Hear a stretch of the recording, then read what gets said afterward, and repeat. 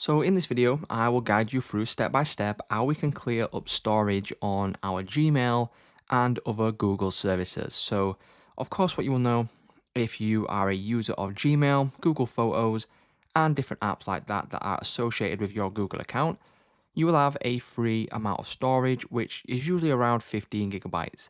So if you go into Gmail here and you can see all of these different emails and you go to your account and you're actually losing and running out of storage, what we can do is we can click on our profile picture in the top right hand corner. And then once we are on this page, as you can see now, there will now be an option for get storage, but this is a paid option and you will then be able to go ahead and pay for a monthly subscription. But if you want it for free, what we can do is click on clean up space, which will allow us to go ahead and clear some of the storage on our Gmail.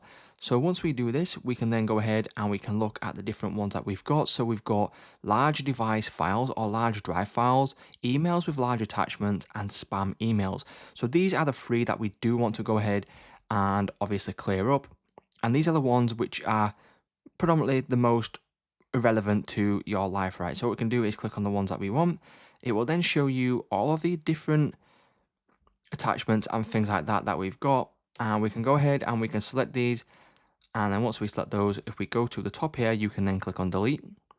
And then that will then free up some storage on your Gmail, and you will no longer need to pay for any further subscriptions, and you can do this manually for free whenever you like. So it's just that simple, guys. If this video did help you out, please leave a like on today's video, and I will see you in the next one.